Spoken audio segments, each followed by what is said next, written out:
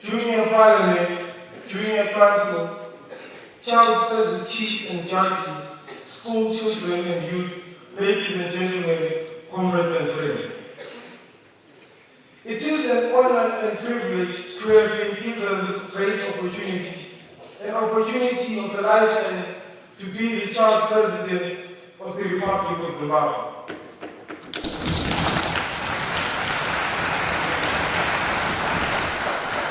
I want to give thanks to the Almighty, through whom nothing is impossible. Secondly, I want to thank my family and the community in which I was raised for their support and nurturing. And I'd like to express my sincere gratitude to everyone who believed in me and supported me towards achieving this great milestone.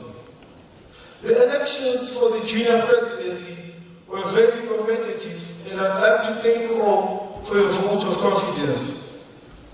And we in turn like to congratulate you for your own victories in your respective constituencies. May you please applaud for yourselves.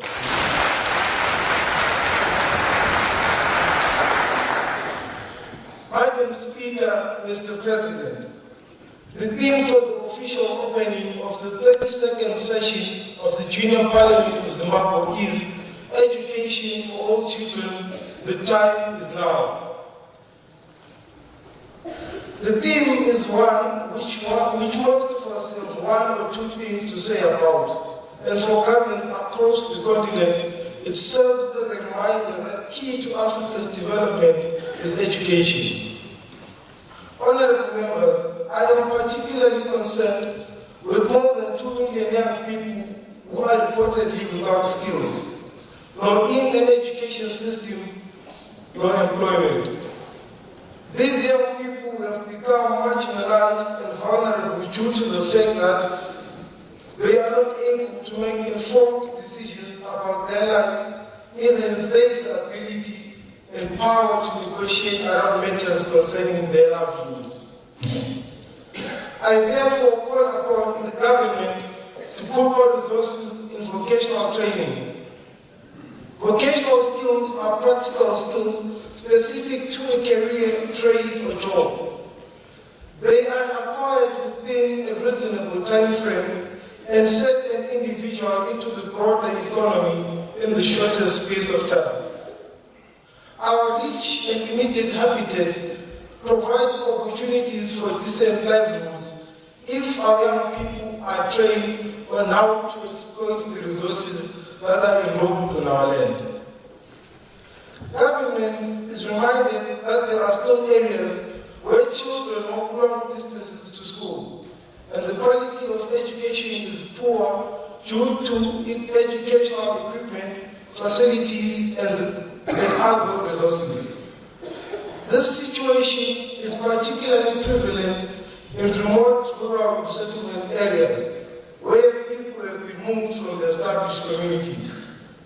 We urge the government to support current efforts towards innovative financing of schools in order to address the needs of the communities, which will be in line and in speedy recognition of the matter and the vision of His Excellency, Comrade Mnangagwa's transformative promise of leaving no one and no place behind.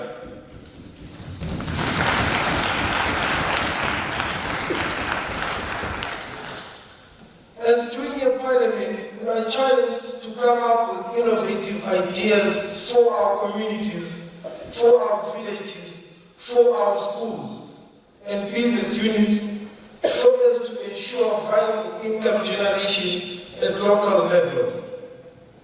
That way, the trend towards ever-increasing tuition would be reversed, making quality education affordable for all. Under the National Development Strategy 1, we young people are called upon to focus on the human capital development, social protection, digital economy, as well as youth and cultural identity pillars in order to ensure the relevance of the education and training that our government is providing.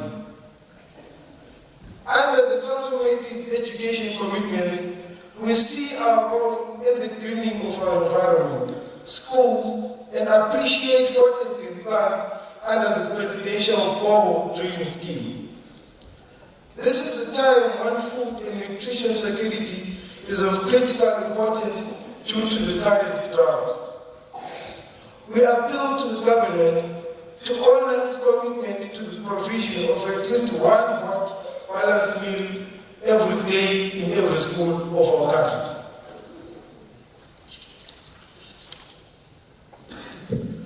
Climate change is a reality, and the heritage-based curriculum could not have come at a more appropriate time. It is my hope that this August House will debate on climate-smart initiatives for the resilience of our education and training system in Zimbabwe. As the youth, we commit ourselves to the promotion of STEM, broader participation in community sport, and cultural promotion of positive Zimbabwean identity against social ills that come with globalization. Madam Speaker, Mr. President, the drug and substance abuse scourge is one area I am passionate about, and I want to rally all of us to lead the fight in our schools and communities. I encourage us to debate robustly about the programs and projects we can do to end the abuse of drugs and substances amongst our peers. If this country is to achieve an upper middle income status by 2030, we must change our ways, put our country first, and win the war against drug and substance abuse sooner rather than later.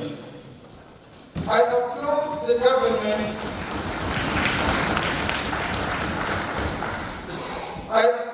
government for the recently launched Youth Service in Zimbabwe program.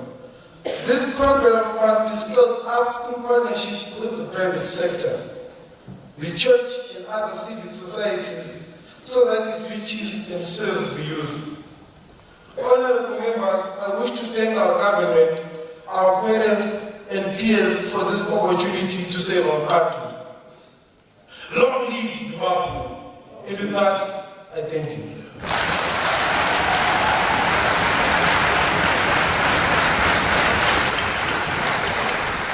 At this juncture, the Child Clerk of Parliament will receive 2 copies of the speech which His Excellency, the Child President, has been pleased to present to this august House.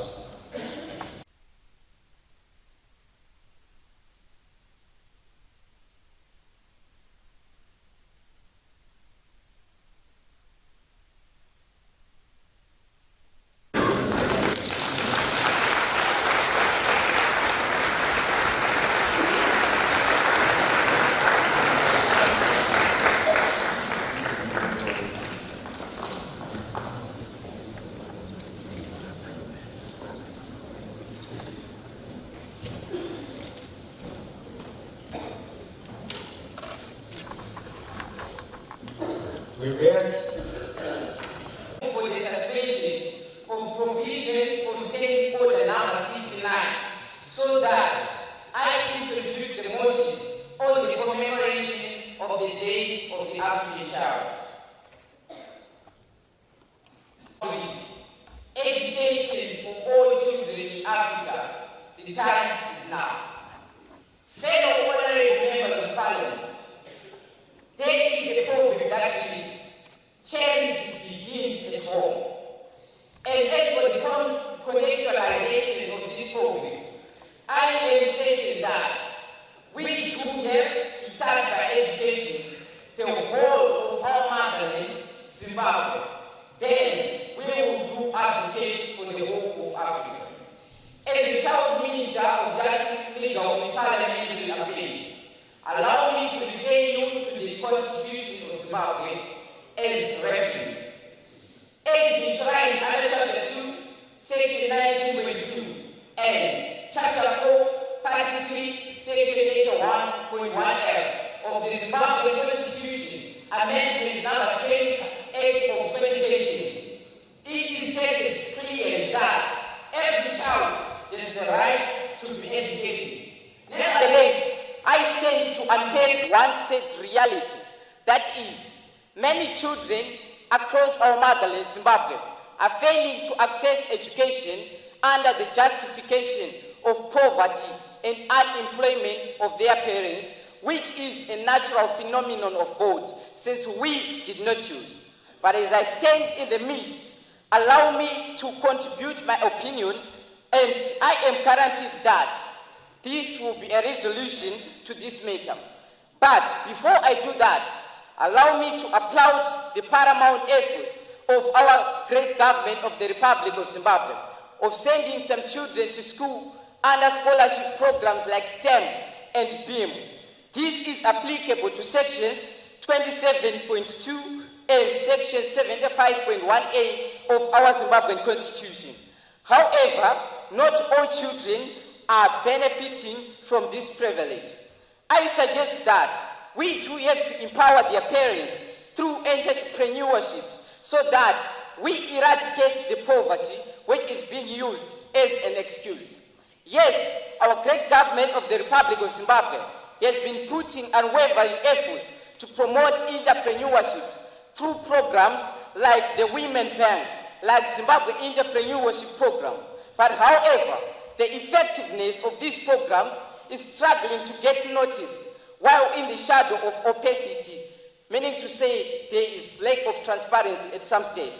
And with respect to my constituency of Chirezi Central in Masvingo province, I think that the parastatals that are responsible for receiving such funds are failing to observe one of the greatest architects of good governance, which is transparency, because not all impoverished families are benefiting. Now, if it happens that poverty has been eradicated, whoever parent who will fail to send his or her children to school will be caught guilty as per the Education Act Amendment, Chapter 25.4, Section 14.2. Therefore, I am assured that by strictly ensuring transparency and then enforce this act, at its maximum level, many children of Zimbabwe will be in schools as we strive to leave no one and no place behind. I thank you. For all the children in Africa, the time is now. At this juncture, allow me to call upon the Honorable Deputy Minister, Tino Machakairi. To unlocking opportunities, breaking cycles of poverty, and fostering economic growth.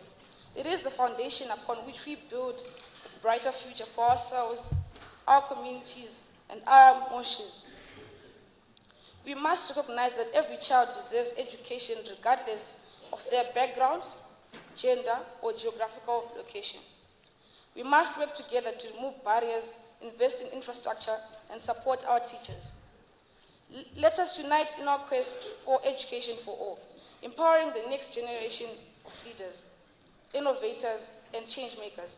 The time for action is now.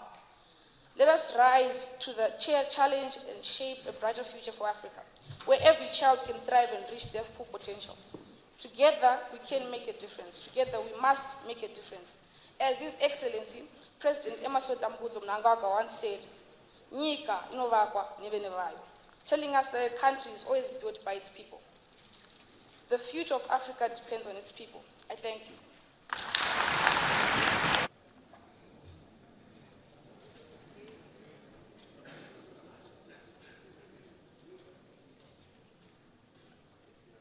Honorable Tafadzwa Membwe, Masvingo Province. Opportunity.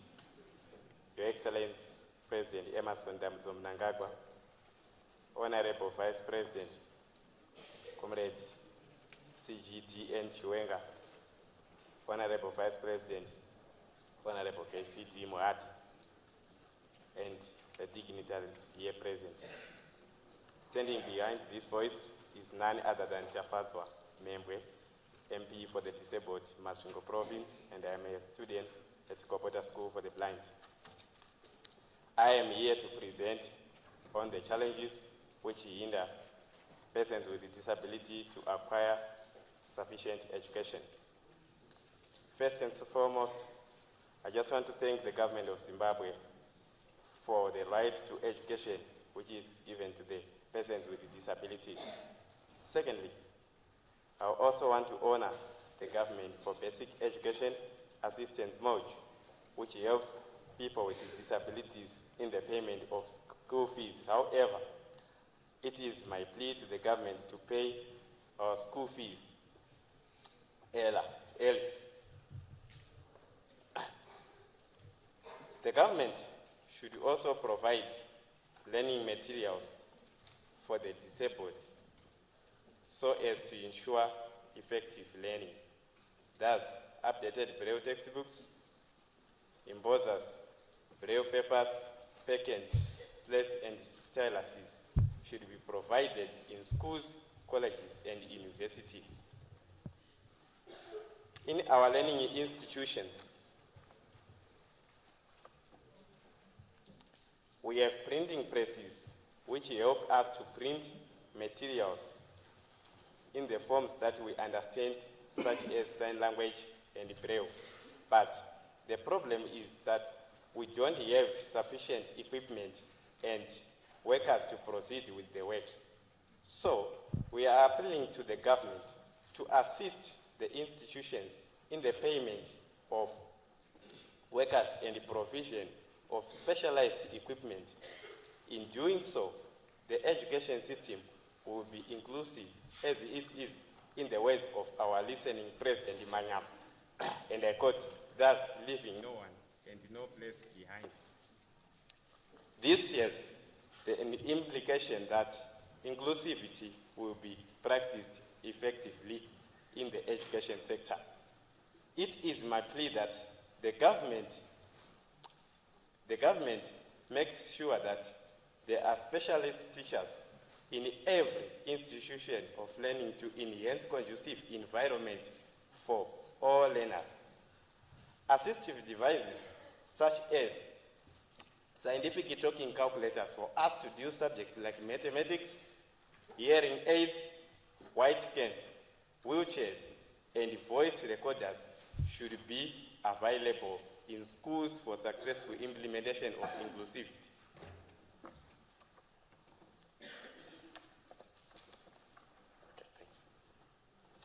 As persons with disabilities, we need health. So, in the health sector, the persons with disabilities encounter health problems. So, it is my suggestion that there should be free medication and sexual and reproductive health care.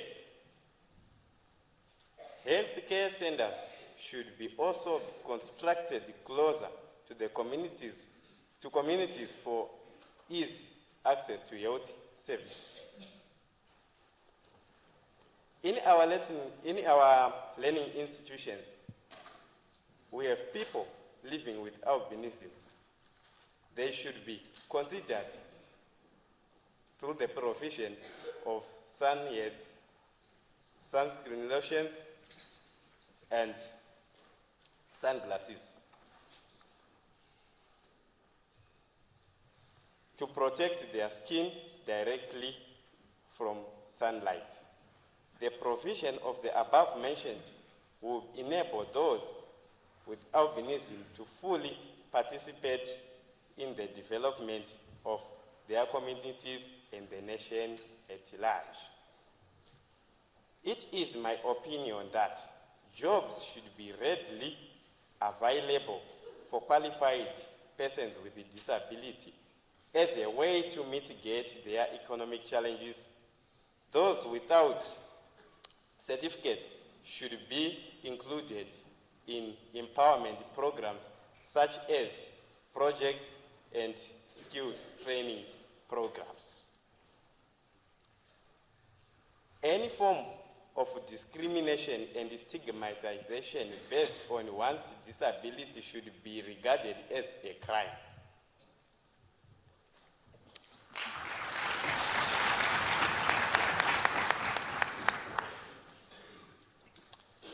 The government, through the Ministry of Social Development, has to see to it that there is a food allocation which is specifically for persons with a disability. This ensures that persons with disabilities will not be left out starving while other people receiving their shares. Honorable members, awareness campaigns are to be carried out to all parts of Zimbabwe so that the inclusive society come to know the rights and the responsibilities of persons with disabilities and recognize people with disabilities can perform just as good as able bodies if they are well equipped.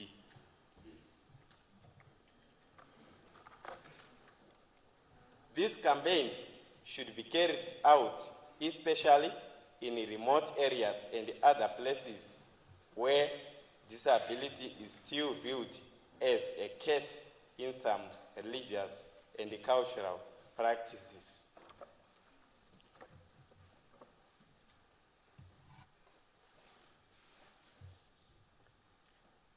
The disabled should have access to information published on the press, thus news,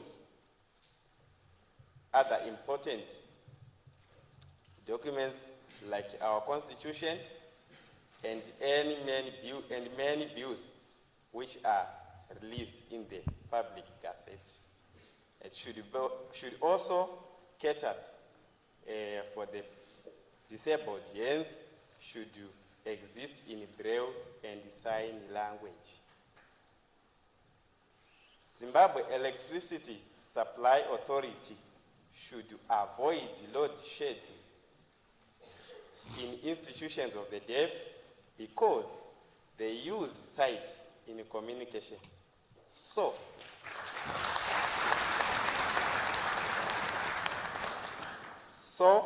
when there is darkness, there is no communication. Honorable members, in our learning institutions, scarcity of transport is one of the problems that we are facing. So, it has a negative impact as it limits our movement. For example, when we want to move from our institutions to other institutions for sporting activities, and when we want to move from our institutions to our hospitals. I thank you. Was invested in me. If I notice you once again, you'll be ousted out of the august house.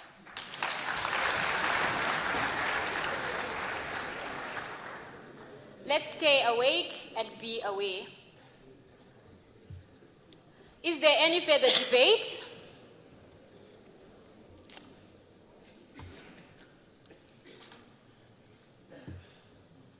I call upon Honorable Courtney Mashurokoto Manicaland. Of formal education, but informal education should also deserve as much recognition as both these have. Of course, we know that in Zimbabwe, we do have a lack of formal education, but we also do have the very same lack of informal education, and we should improve quality schools. In Manicaland province, we do have quality schools, but that does not decipher the fact that we are still having students who are dropping out of school willingly. Why are children dropping out of school willingly in the first place? It is because they know that they do not fit into the traditional mold of academic success. They need their recognition because they know that what they want and what they need is to be recognized as people who play sports, people who do metalwork, and people who are potters, people who create stuff, people who write. That is the recognition that they deserve. Now, we should, as honorable members of the junior parliament, as honorable members of the senior parliament, we should stop recognizing informal education as the last resort for those who are not academically gifted, because it is not. Minister of Youth and Minister of Education, I do fully recognize the efforts through the non-formal Education Policy Act and the Child Education Act that have been passed. But of course, they have gaps.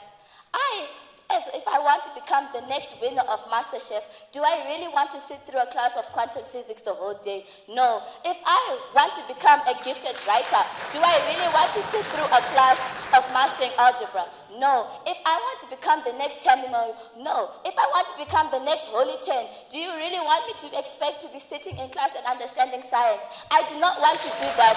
So children who, of course, drop out of school willingly because this is not what they want. So what am I saying we should do to work through this so that our resources do not go to waste by improving quality schools when children are not attending these schools in the first place? I am saying we should engage with private schools because private schools have become the first choice. But we know government schools can provide this. We have the resources. So we should engage with private schools to see what type of education are they giving the children that makes them become a first choice, and we should implement this into schools. We should also engage with all those victims of brain drain or intellectual migration, those Zimbabweans who left us to go and pursue informal education in other countries and see what is it that they really lack from Zimbabwe, because Zimbabwe, we know it is part of the top 5 countries that can provide very good education in Africa. So we should see what was really that bad or what was it that they lacked in Zimbabwe and get these ideas and bring them home. I thank you.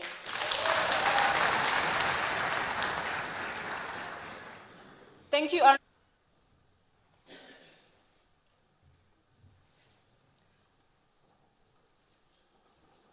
Thank you, Madam Speaker. All protocol observed. Honorable Benilda Chizema, she indicated her sign name. I'm the Member of Parliament for the Special Constituency in Harare Province.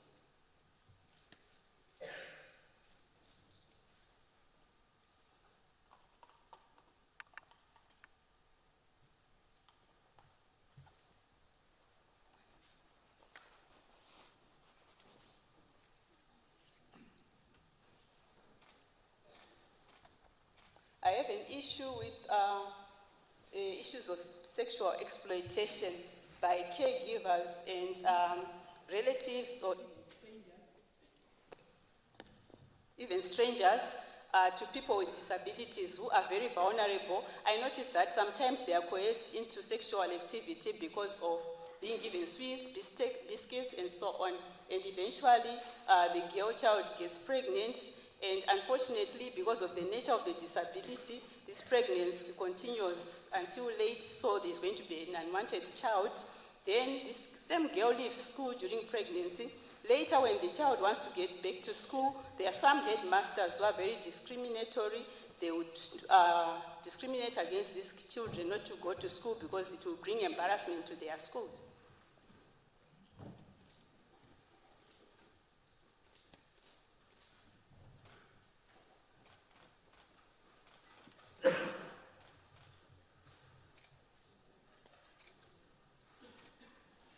I've read in one news item in Ignite Media House where the Director of Communications and Advocacy in the Ministry of Primary and Secondary Education, Honorable Taonga Nandoro, where he also discovered this rumor about those headmasters who are discriminating against girls who have fallen pregnant and want to come back to school.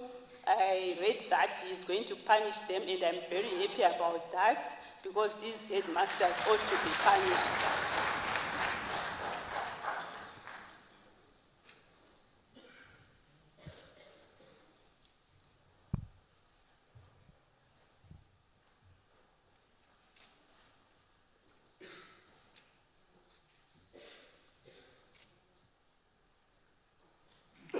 My suggested solution is to parents first, that they should take care of their children with disabilities and never leave them without any supervision, of which relatives can take advantage and abuse such children. However, these same parents, I feel for them because they are very poor and trying to make a living for their child with a disability. So I'm equally suggesting a bigger grant towards parents of people with disabilities.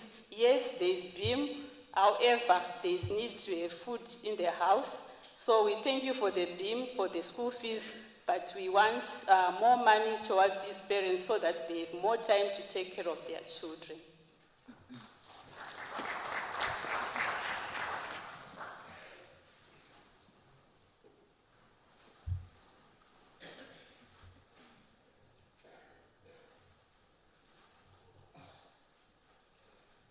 Again, on the same issue, these same parents sometimes end up not even sending the children to school because at the schools there are very few specialist personnel who can take care of these children because of the remuneration for the teachers and other personnel who eventually run away from our country to countries like the UK, America to seek greener pastures. So equally, I'm recommending that our government pays the personnel who are specialists so that they stay in our country.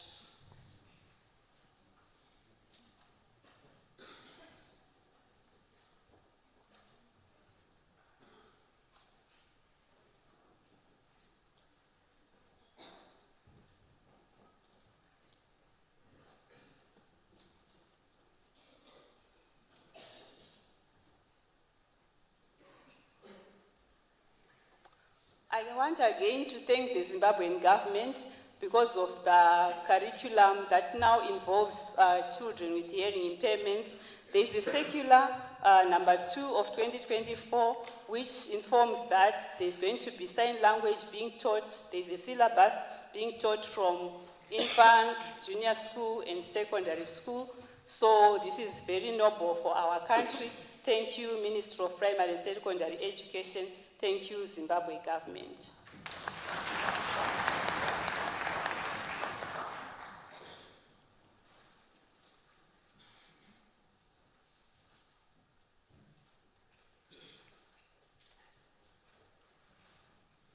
I say the time is now. Let there be education for all children in Africa, regardless of their visual impairments, their hearing impairments, they are black, they are white. Education for all children in Africa. I thank you, Madam Speaker.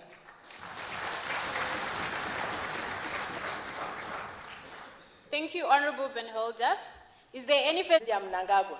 Nechirongwa chavari kuparura chenhangagota. Ichi chirongwa chiri kutidzosa kumashure, chiri kutirangaridza unhu hwedu isu sevanhu vatema vemuZimbabwe. Zvataita, magariro, mapfekero nezvatinofanira kuita sevanhu vemuZimbabwe.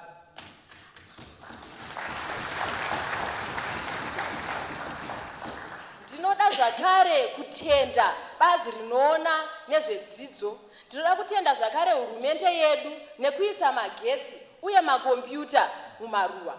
Izvi zviri kutibatsirawo kuti isu vanhu vekumaruwa tivewo tinobatanidzirwa mukushandurwa kukuita nyika yedu yeZimbabwe.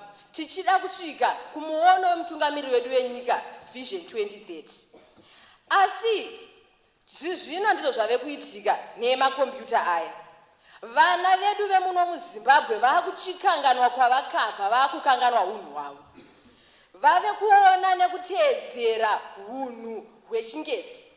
Unoona mwanasikana akapfeka hembe inotangira payakagumira, inoperera payakatangira. Izvi zvakukanganisa isu semaZimbabweans. Tinoda kuti takaendawo kana pane varungu zvinongonzi uyu ndiye mwana wekuZimbabwe. Nemapfekero edu atinenge takaita.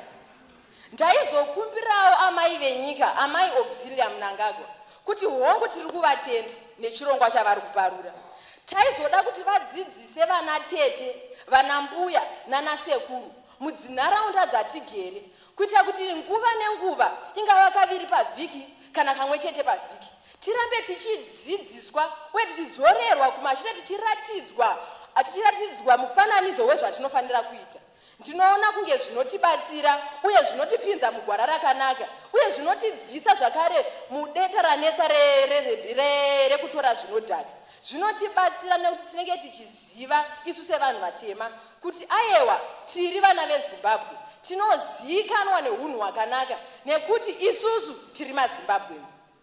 Ndichitarisa kuwedza kwandinobva, ndinoda kutenda zvikuru hurumende nekuparura chirongwa chiri kupa vana vechidiki zvikupa vana vechidiki zvitambi zvekuchera zvicherwa zvemuzimbabwe. Isu kwedu kuhwedza tinozikanwa. Point of order, Madam Speaker. What is your point of order? The honorable member is digressing from the topic we have in this house.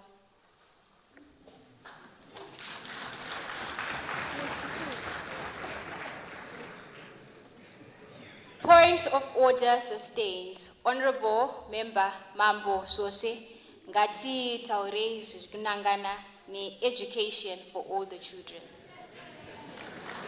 Ndinotenda sachigaro.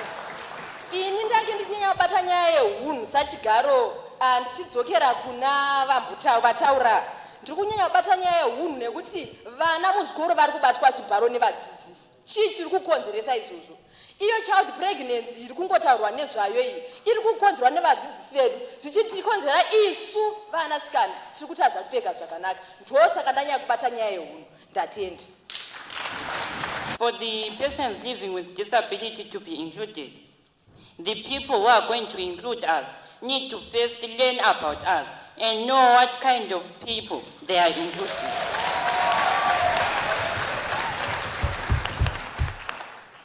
Well, you see, right now, persons with disability, you see, there are many kinds of disability. There are a variety, but I know that in this August House, only a few know about that variety.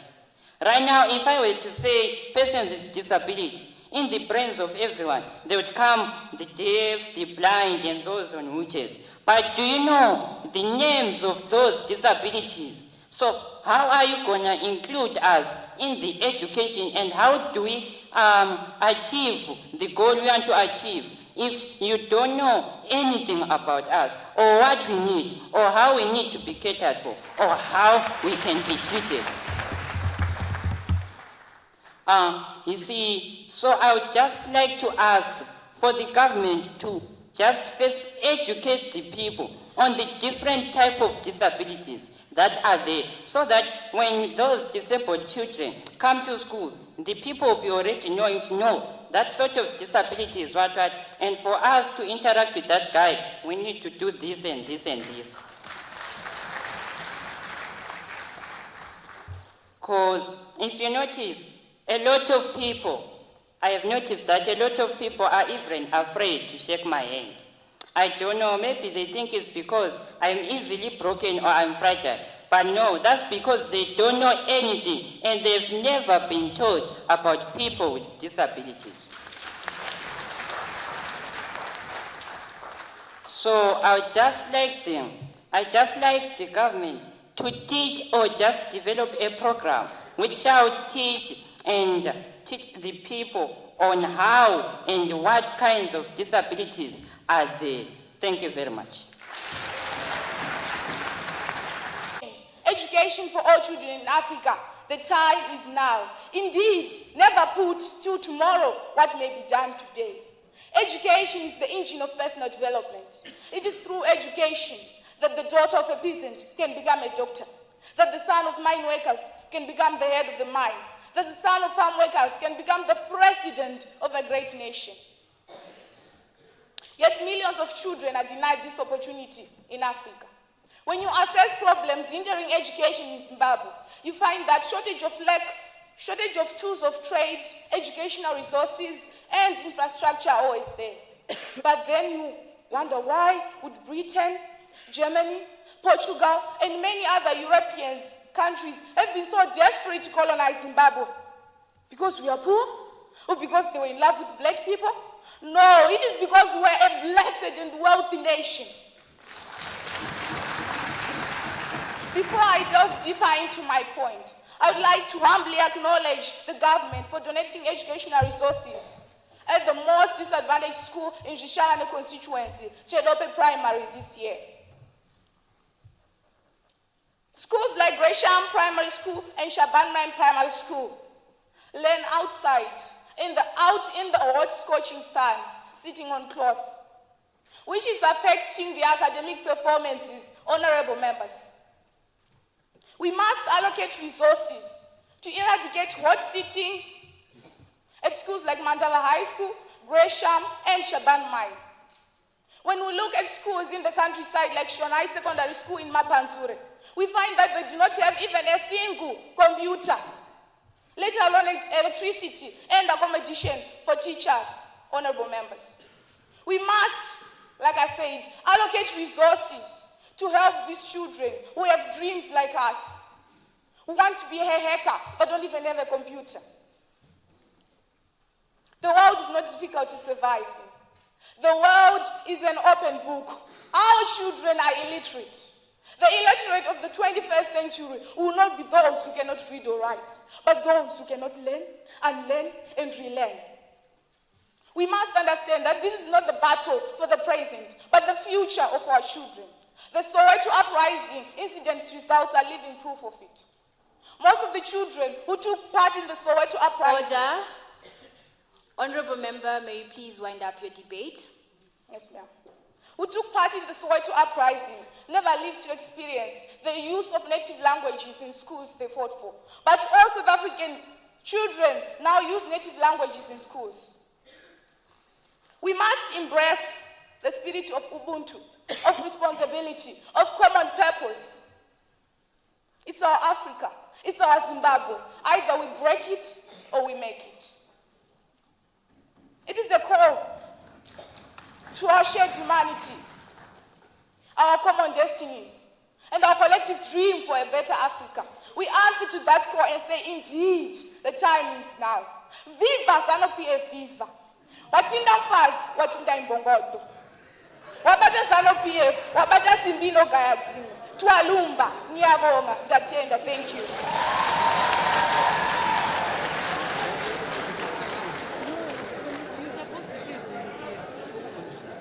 Organized when students miss lessons due to health issues. I would like to thank the government for the implementation of the Ministry of Health and Child Care.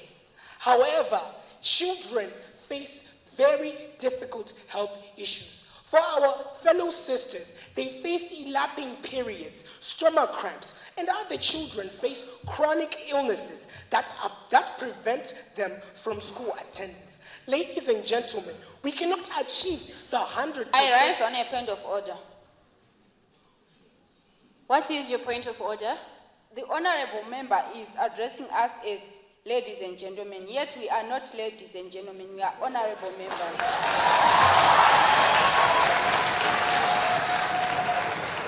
I withdraw my statement, my fellow honorables. We cannot achieve the 100% pass rate we dream and perceive in our institutions. We cannot attain the education for all children in Africa now because the children are not even attending the fellow lessons we give them. Therefore, I am advocating and urging the government through the Ministry of Health and Child Care to supply accessible and fast healthcare in all schools, irregardless of the children's financial background, social status, their ability or their disability. Ladies and gentlemen, therefore, I am advocating... I rise on a point of order. What is your point of order? Honorable Speaker, the honorable member keeps on addressing us as ladies and gentlemen. We are not ladies and gentlemen, we are honorable members of the Assembly. Thank you. Honorable member, may you please withdraw your statement, and this is the last call. I withdraw my statements once again. That's why I am advocating for health personnel in each institution, be it primary school, be it high school, be it secondary. Every school should have a health personnel. This is the advantage that children will have more focus because they are financially and healthily upright due to these health personnel.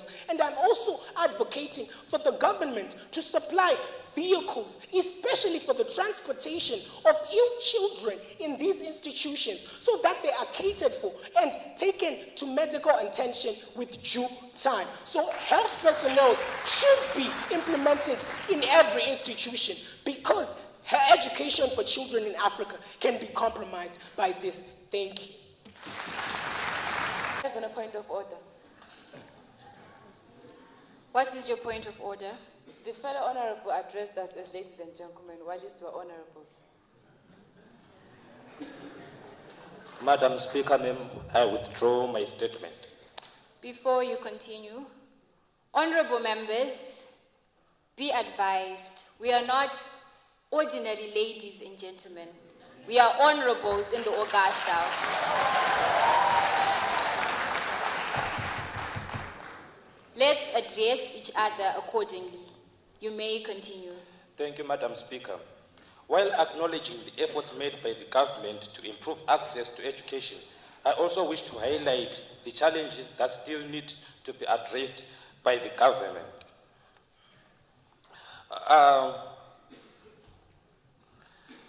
As young people, we have... point of order. Honorable member, what is your point of order? The honorable member is addressing to his phone. Madam Speaker, could you prevent us from this violation? Thank you.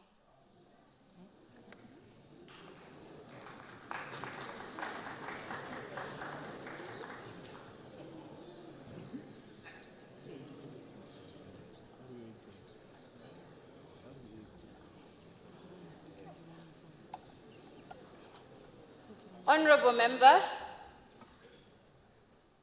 may we please be calm whilst we are presenting our facts. And may you please switch off your cell phone. On a point of order, Madam Speaker. What is your point of order? Madam Speaker, I believe that in the August House, people can use their phones just so that they can present their speech without missing any points. So please, make you use the phone. Your point of order is sustained, but I duly tell you and order you that when using your cell phones and presenting your facts, do it in a way that you do not affect the next honorable member next to you. You may proceed. Thank you, Madam Speaker. As young people, we are facing the challenge of limited access to education. In rural areas like Plumtree, Cholocho, children travel long distances to attend school, often without proper infrastructure and resources. In the constituency where I come from, in Country Park, some schools lack adequate classrooms, forcing students to learn in overcrowded conditions. Just like the former school where I learned, we were having 60 students in one classroom. That's a challenge, especially to the teachers that will be teaching us.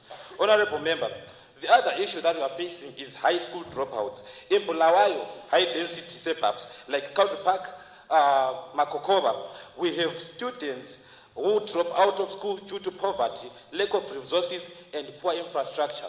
Most students, they come from poor families, and their parents, they don't afford the school fees. So hence, this makes the children to end up dropping out of school. Sorry to use that language. So my request to the government is they should increase the access to education.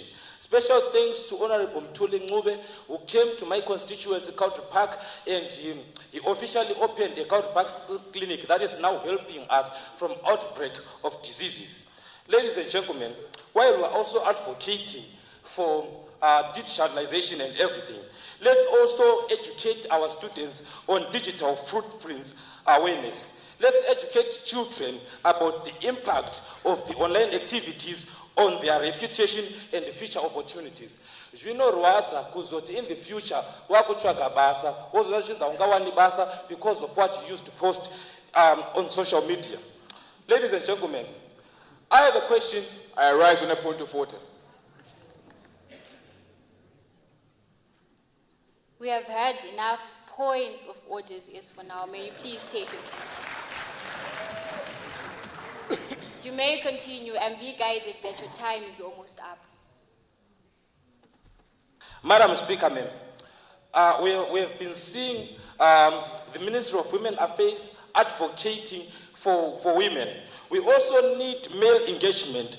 As we are empowering the girl child, let's also focus on the girl child, on the boy child, so that at the end of the day, it might not seem as if we are empowering the girl child to disappoint the boy child. The question is, for how long are we going to be advocating for the girl child? Because at the end of the day, male and females,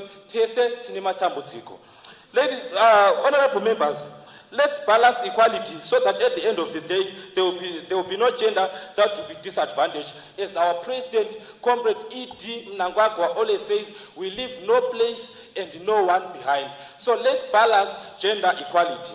In conclusion, it's high time now young people educate on their rights and their responsibilities. Yes, we understand that we have got rights as young people, but we also have responsibilities. It is your right to education, but it is also your responsibility to study. Because even though you've got the right to education, if you don't study, you will still fail, even though you have got those rights. Ladies and gentlemen, I also want, Madam Speaker, allow me to end my debate before another person raises a point of order. Thank you.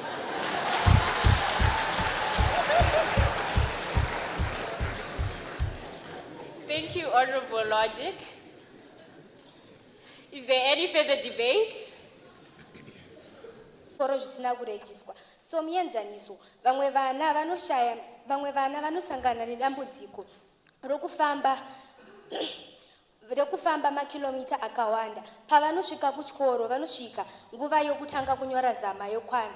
Votadza kunyora nopamusana pokuda kwokuti vanenge vafamba nguva yakareba. Kuchikoro kwavo kunenge kusina kurejiswa. Izvo zvinoita kuti vafambe nguva yakareba vachienda vafambe makilometers akareba. Izvo zvinoita kuti vatadze kusvika pachikoro chavari kunyorera. Ndinokutendai naizvozvo.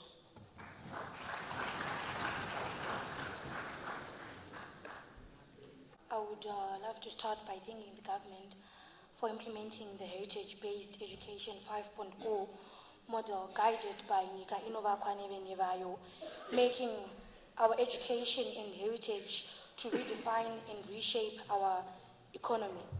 The president said, I quote, Zimbabwe's educational framework would produce graduates who can produce goods and services needed across the country's socio-economic divide. Zimbabwe's progress as an agricultural and mining-driven economy, he added, should just be reflected in the country's educational system. The problems that I am facing in my constituency are poverty and monetary resources. My solution is Midlands being part of the farming community in Zimbabwe with rich soils. Farming projects should be implemented in schools. Food is readily available at schools through farms, nutritional gardens, and livestock. If schools that have got farms produce efficiently, they will be able to purchase for infrastructure in schools, which is actually covering another gap of children not going to school.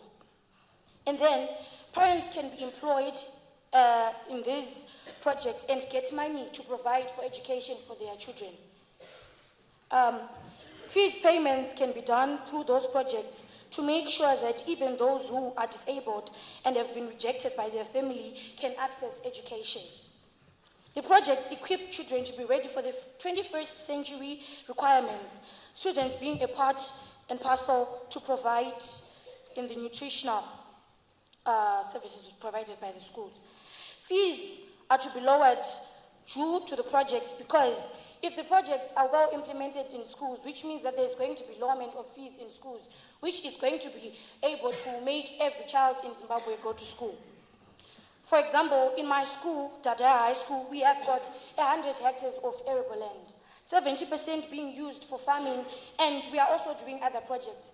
If these projects are properly implemented, it's going to mean that people who stay close to my area are also going to be getting education that is less. With this, I am asking the government if they could provide starters for such schools that have got land so that they can start these projects and then they can build their own community instead of waiting for the government to do it for them. If the government gives them starters, it means that they are going to be able to build their own schools, and it's going to be easy for everyone in the community to access education. With this, I thank you. The motion be now adopted. Thank you. The ayes have it. The ayes have it. The question is accordingly affirmed and the motion is adopted.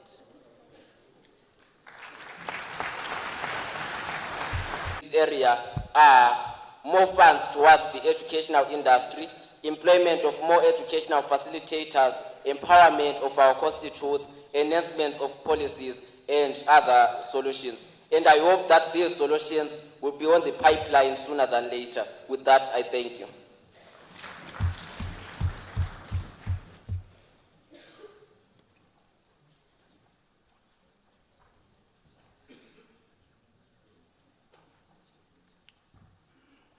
Honorable members, I said the motion is now adopted, meaning our honorable... Honorable Stambire Tigo, President of the Junior Senate, Honorable Bright Zendera, the First Lady of the Republic of Zimbabwe, Dr. Amai Buksiria Mnangagwa, in absentia. Vice President of the Republic of Zimbabwe, Honorable Colonel Retired Campbell Dugish Mohadi, in absentia. Minister of Defense and ZANU-PF National Chairman, Honorable Opash Bangem Chinguri Kashia. The Speaker of the National Assembly, Advocate Jacob Francis Mudenda, ably represented by the Deputy Speaker, Honorable Tsigezi, President of the Senate, Honorable Mabu Chinomona, Minister of State for Provincial Affairs and Devolution, Harare Metropolitan Province, Honorable Charles Davengwa, and Minister of Youth Empowerment and Development and Vocational Training, Honorable Tino Machakaire, and all other ministers and deputy ministers, but let me recognize the Deputy Minister of Youth Empowerment and Development and Vocational Training, Honorable Kudakwashe Pamanga. Senators and members of Parliament here present, Chief Secretary to the President and Cabinet, Dr. Martin Shkwaya, senior government officials, members of the Junior Parliament, Junior Councils, Child Service Chiefs and Judges, distinguished guests, ladies and gentlemen. Let me recognize our UNICEF, our partner. We recognize you. Good afternoon to you all. It is my pleasure to be part of this august house today and introduce the President of the Republic of Zimbabwe and Commander-in-Chief of the Zimbabwe Defense Forces, His Excellency Dr. Emerson Dambudzo Mnangagwa.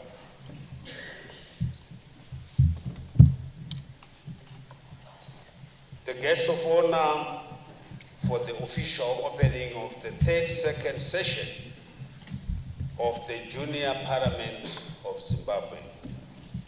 This session is running under the theme, Education for All Children in Africa. The time is now. Indeed, the theme serves as a critical reminder of the importance of educating our youth, who are the future leaders for the development of not only our country, but the entire African continent.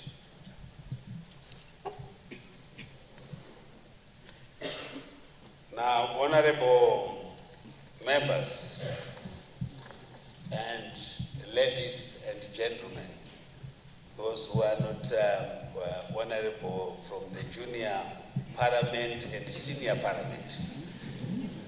The visionary leadership of our president has been instrumental in shaping the educational landscape of our nation, laying the foundation for inclusive and quality education that leaves no child behind.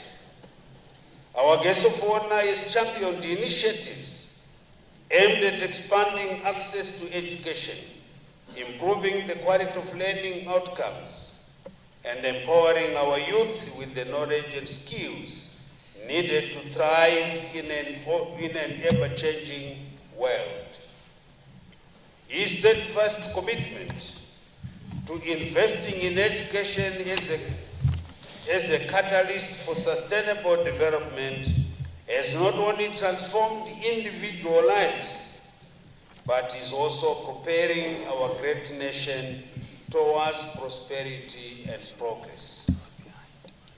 Under his visionary leadership, significant strides have been made in addressing the systematic barriers that have historically hindered access to education, particularly for marginalized and vulnerable children.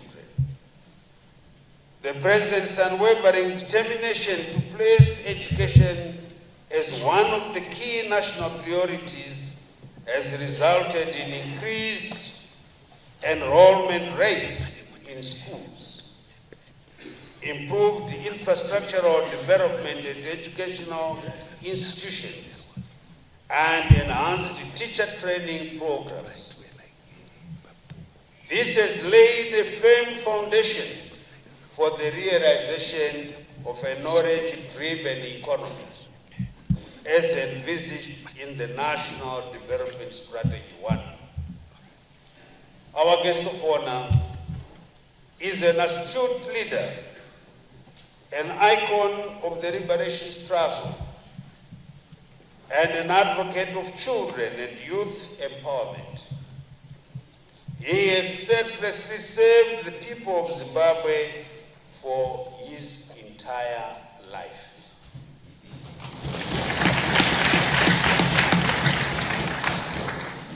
He made this resolve at a very tender age.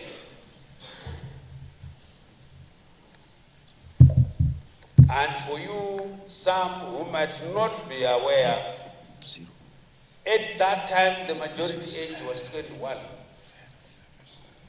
But it was at 19 that he left school and went for military training,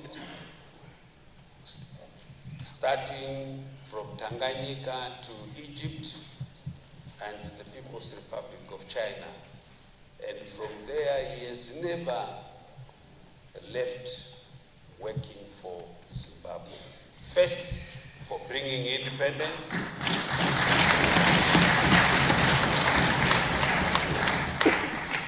and continues now to diligently work for the broad-based empowerment of the people of Zimbabwe, and making sure that you, as the youth, you, the future leaders of tomorrow, are well groomed. I think you have heard the explanation from the Minister of Higher and Tertiary Education. I hope you haven't forgotten.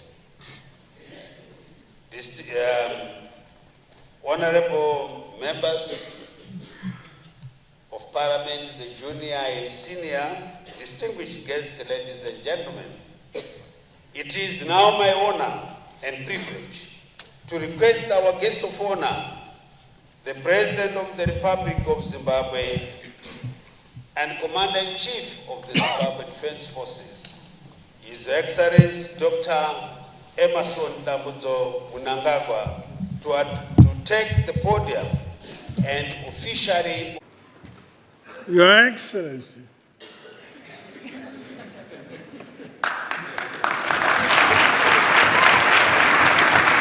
the Junior President,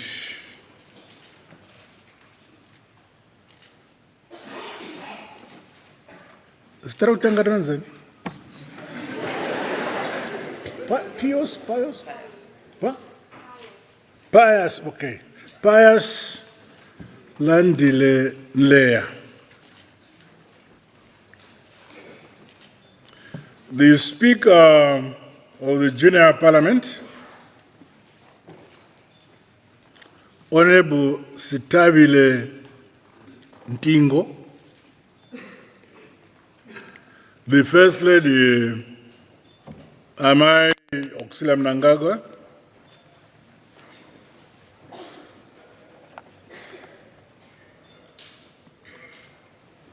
the Vice President of the Republic of Zimbabwe, Honorable General Retired Dr. C.G.D.N. Chiwenga, Vice President, Honorable Colonel Retired K.C.D. Mohadi in absentia,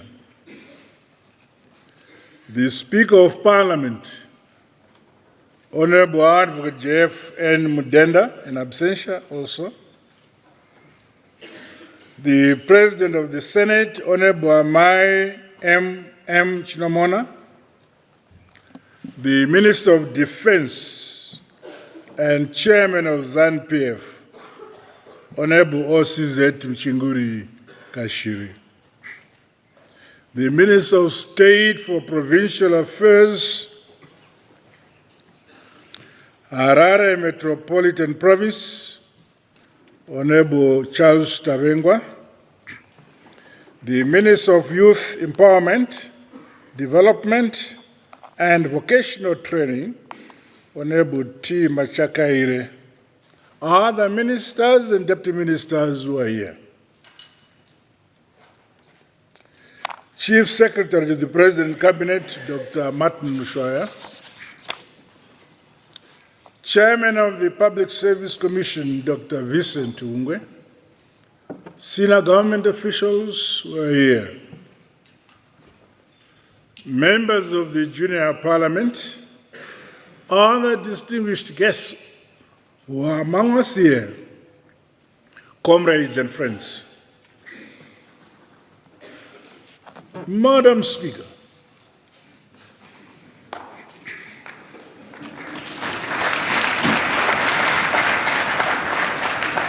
it is a great honor and privilege to once again address these commemorations of the Day of the African Child and to officially open the 32nd Junior Parliament. I thank you, Madam, for warmly welcoming me. Further, I congratulate you all for winning the highly contested elections. In your constituencies, I believe no one rigged.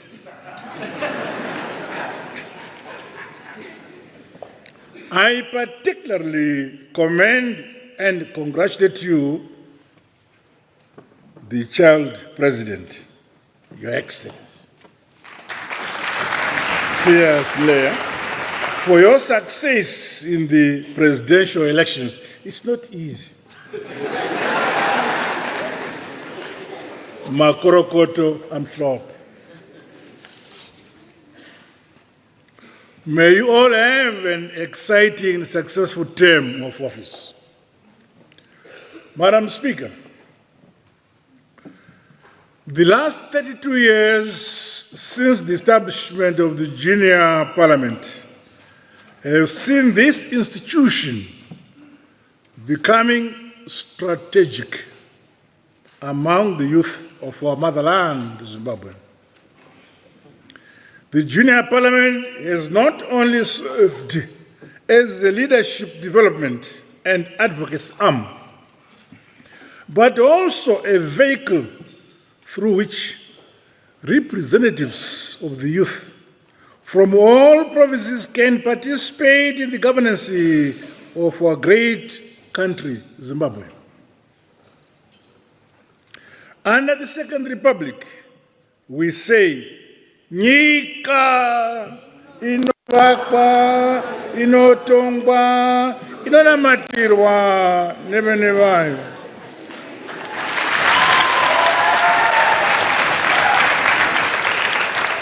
As such, we believe that you, our young people, have a role to play in building our motherland by bringing to our attention the challenges faced by the children of Zimbabwe.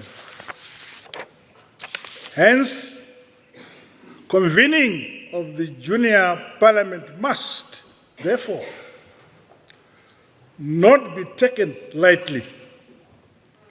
You have made history by meeting for the first time here at the new Parliament building.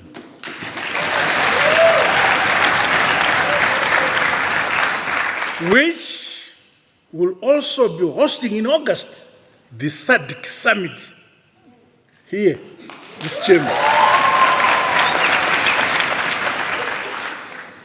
It is also critically important that you use this opportunity to learn about the policies and developmental projects that are happening in our country.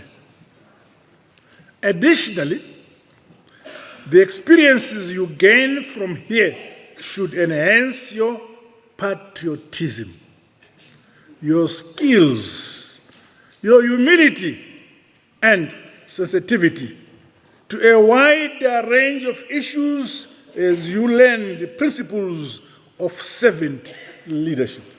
Madam, this will help you to better understand and explain various issues to your peers.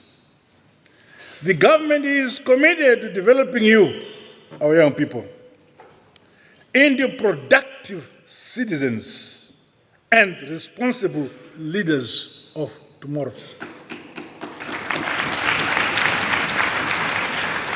I commend the Minister of Youth Empowerment, Development and Vocational Training, as well as other stakeholders, for continuously enhancing this program. It is worth noting that this year's 32nd session of the Junior Parliament has been expanded to include a Junior Senate, which is made up of former child parliamentarians. This has enriched the quality and the scope of debates within the august House. Well done, our young people.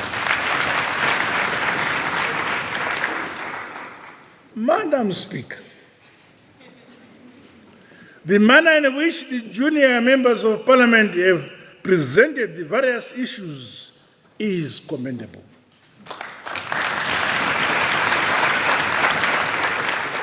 As per the responses given, I want to assure you that my government will give due attention to the concerns and ideas raised during this session.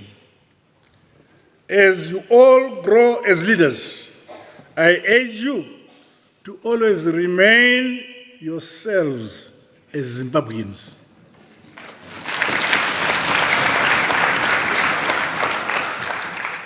You and us all in this country are descendants of the great emperor, Mnangagwa. Do not be swayed from our rich heritage, our moral values, our norms, our culture, and our identity as Zimbabweans. The Second Republic will continue to ensure that our children, yourselves, and young people are empowered with the right skills for the future world, especially ICT and scientific knowledge.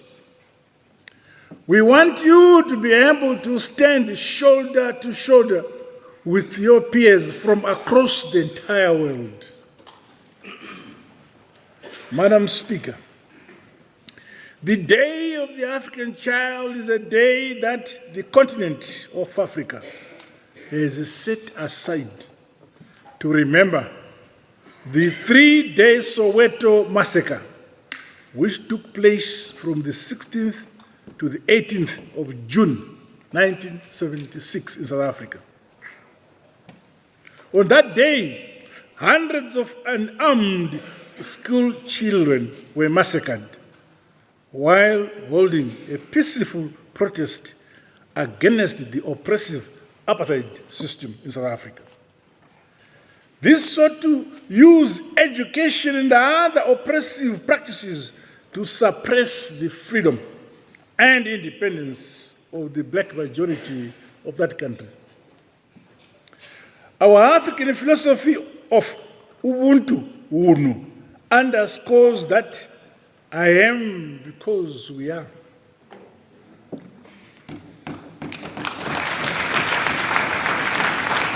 Therefore, the young people of Africa should remain inspired by this rich philosophy. In that same spirit, many young people across our southern African region took up arms to fight protracted liberation wars for independence, for freedom, and sovereignty. Through such acts of bravery, they stood for the freedom, dignity, and the well-being of the black majority. When we were young, when we were aged, we left our homes, our parents, and the school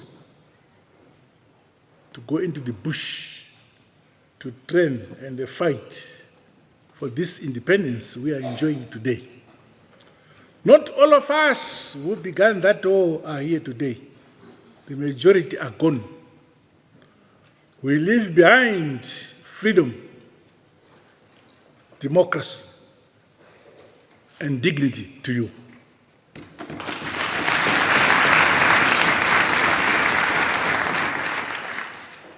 We belong to a region with a rich liberation heritage and a vast natural resources. Take pride in this history, which you should never forget as the young people of Africa, and Southern Africa in particular. The rights you enjoy today, the dignity we have as a black people, the quality of life you are experiencing, and this opportunity to be involved as the junior parliament in the governance of our country in this majestic building did not come on a silver platter. People died for this, for us to be here today.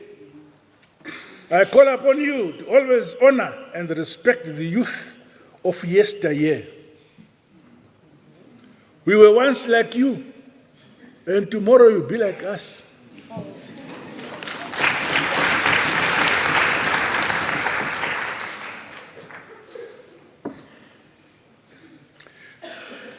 Remain proud of being a Zimbabwean, an African child, and an African youth.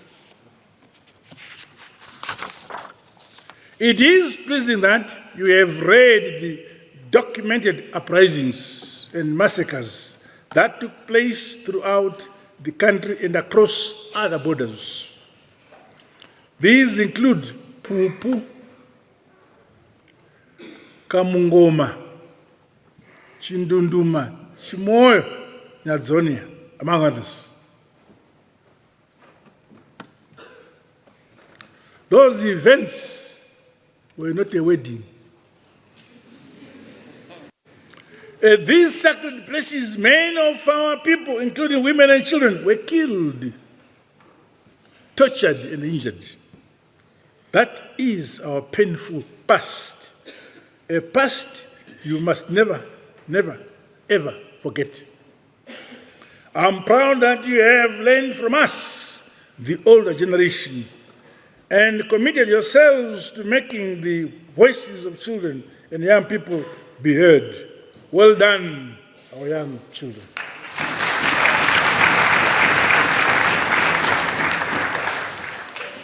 Madam Speaker, this year's theme, Education for All Children in Africa, the time is now, speaks to the memories of that fateful day of the Soweto uprisings.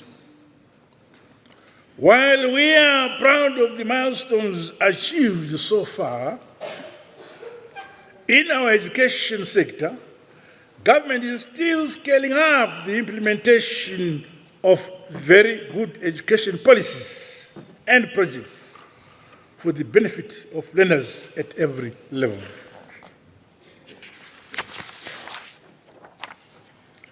Education, science, and innovation, as well as vocational training and skills development, are indeed major tools for sustainable development.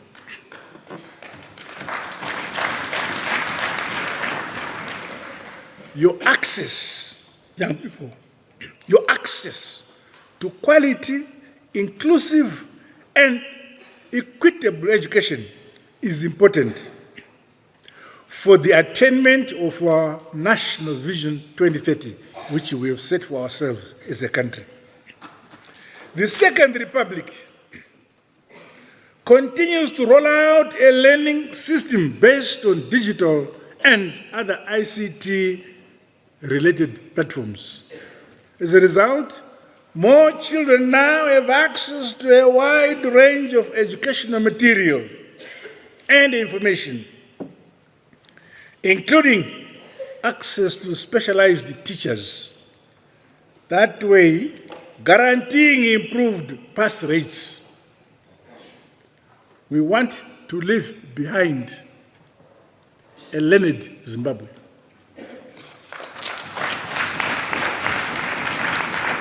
But a productive Zimbabwe.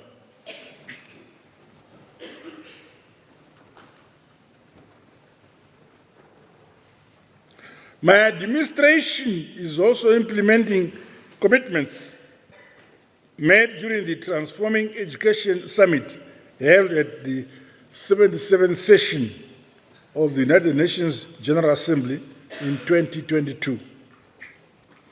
The recent commissioning of the 17 schools funded by the OPEC Fund, along with the ongoing construction of many schools under the devolution and decentralization agenda, shows that my government values quality and relevant education for our children.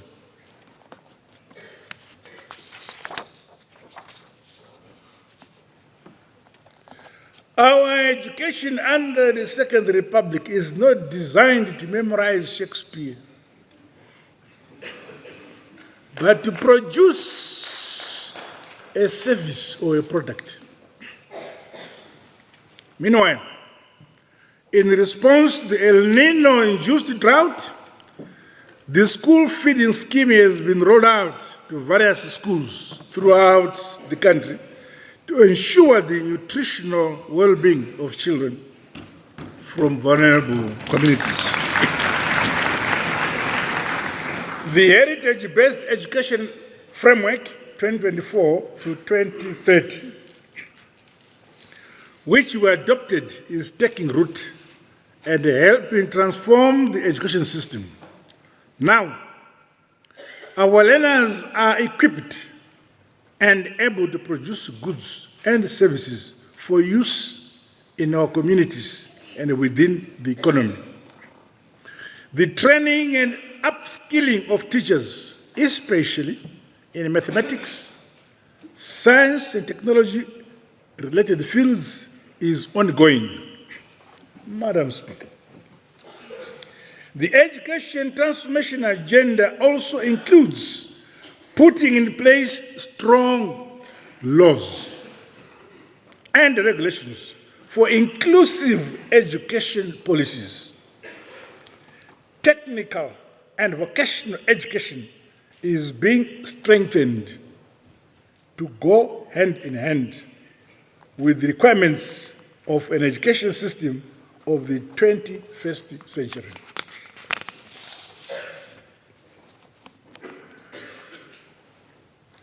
More than 2 million youths have the potential to be empowered with relevant skills through vocational training centers in the country. These can in turn help grow, modernize, and industrialize our economy. Many more young people must be given the opportunity to learn and acquire trades to improve their livelihoods. No one and no place must be left behind in Zimbabwe by the Second Republic. I therefore urge the Minister of Youth Empowerment, Development and Vocational Training to accelerate the transformation of vocational training centers in terms of both the quality of facilities and the skills offered. The National Youth Act must be speedily finalized to facilitate the promotion of youth empowerment, development, and critically, wealth creation.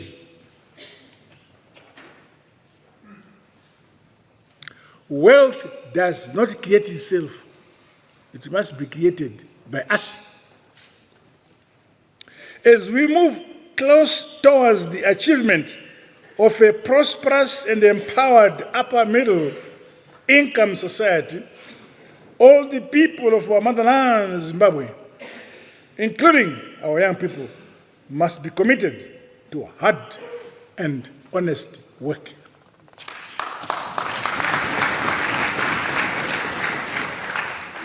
We must continue producing hard-working and innovative graduates with relevant skills, competencies, applied knowledge, as well as the right values and character, which are key to advance our national development goals.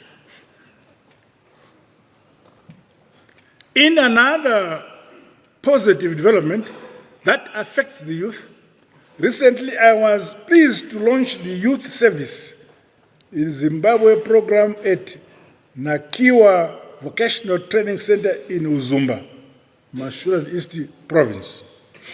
I invite more young people to enroll for this program.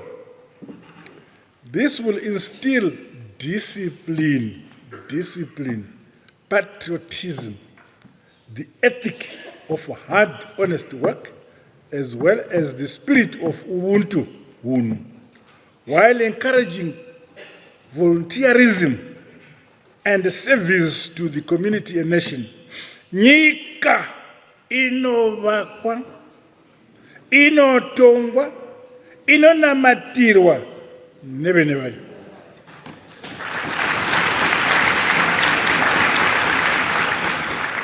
Madam Speaker, it is heartbreaking that a notable number of our young people, together with their families, are being negatively affected by the menace of drug and substance abuse. At the government level, a national committee and a multi-sectoral drug and substance abuse plan is in place to coordinate our national response. Our Minister of Defense champions that. Honorable Mchunguri Kashiri, who is here.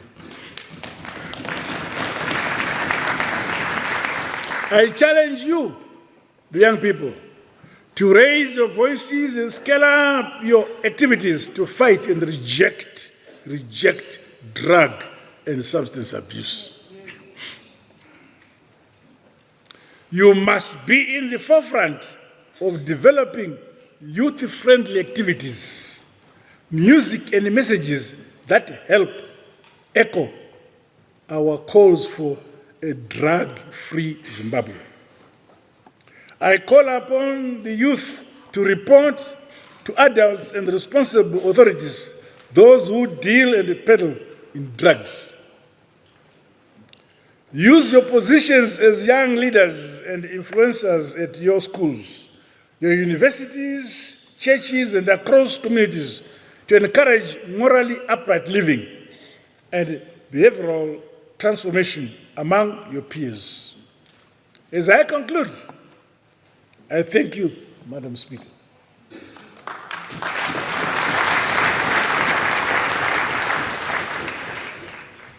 The child president.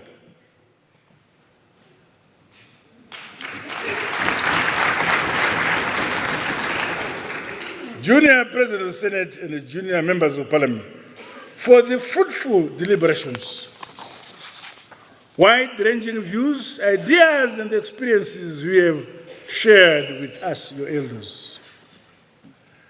I urge you to go back to your provinces and use the information gathered from the responses given by our government officials here for the good of your communities and the constituency of young people in our country.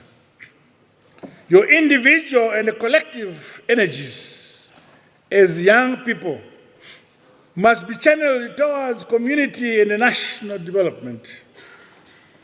Remain exemplary and good ambassadors of servant leadership among your peers. With these remarks, it is now my honor and privilege to declare the 32nd session of the Junior Parliament officially open.